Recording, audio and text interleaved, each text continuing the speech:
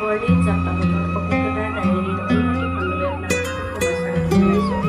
আজি আমি নাম এশাৰী গাবলৈ ওলাইছোঁ আৰু এই নামশাৰী হ'ল নাম শেষ হোৱাৰ পাছত খোৱা নাম বুলি কয়। মোৰ লগত আছে বাইদেউ মৃদুৰাণী শৰ্মা, মৃদুৰাণী শৰ্মা বাইদেউ। এয়া হ'ল মৃদুৰাণী শৰ্মা বাইদেউ। নমস্কাৰ।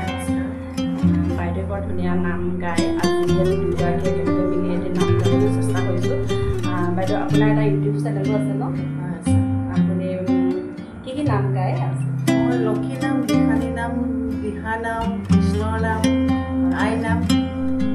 এই নামখিনি আমি সাধাৰণতে উৎসৱ পাৰ্বণ বা তেনেধৰণে নাম গাওঁ, কিন্তু মাজে মধ্যেও আমি এইবিলাকৰ চৰ্চা কৰি থকাটো উচিত বুলি মই ভাবোঁ। আপুনি কি ভাবে? ঠিকেই, যিহেতু আজিকালি এইবোৰ নাইকিয়া হৈ গৈছে। হয় হয়, গতিকে এইখিনি ধৰি ৰখাটো আমাৰো কৰ্তব্য। গতিকে মাজে মধ্যে আমি এনেধৰণে নাম গাওঁ, লগ পাম। আপুনি গোসাঁনী নাম গায়। আজি আমি খোৱা নাম এষাৰ একেলগে গাবলৈ চেষ্টা কৰিছোঁ। প্ৰথমতে আমি আৰম্ভ কৰোঁ।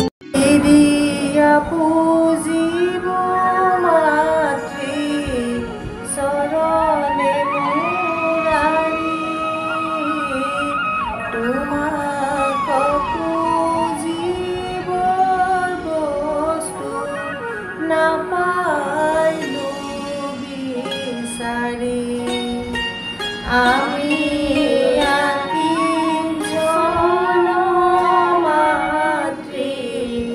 কি আছে আমাৰ, ক্ৰিয়া কৰিব সেৱা চৰণে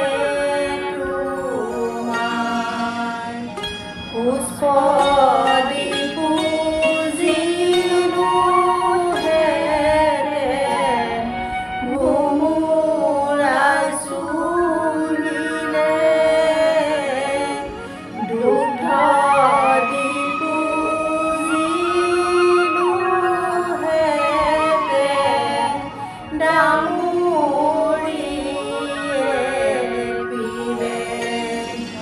জলদি পুজিলো হেতেন, মাছে বিতাৰিলে